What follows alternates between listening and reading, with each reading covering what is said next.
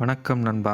உன் மனதை நீ உன் நண்பனாக வைத்து அதை கவனித்தால் இந்த உலகத்தில் நீ எதை வேண்டுமானாலும் சாதிக்கலாம். மாறாக உன் மனது உன் கட்டுப்பாட்டில் இல்லை என்றால் இந்த உலகில் எதையும் சாதிக்க முடியாது. எவ்வாறு மனதை கட்டுப்படுத்துவது என்பதுதான் இன்றைய அநேகமானோரின் கேள்வி.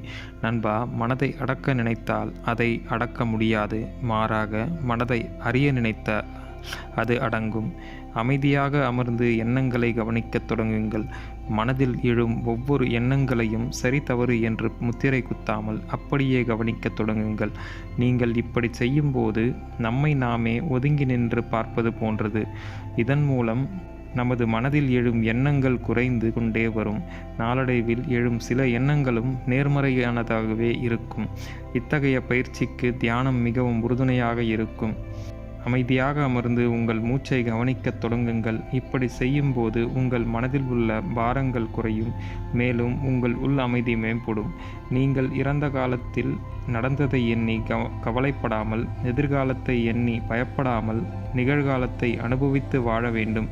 அதுவே நிறைவான வாழ்க்கையை தரும். நண்பர்களே, இந்த வீடியோ உங்களுக்கு பிடித்திருக்கும் என்று நான் நம்புகிறேன். பிடித்திருந்தால் லைக் பண்ணுங்கள், நமது சேனலை சப்ஸ்கிரைப் பண்ணுங்கள். நன்றி, வணக்கம்.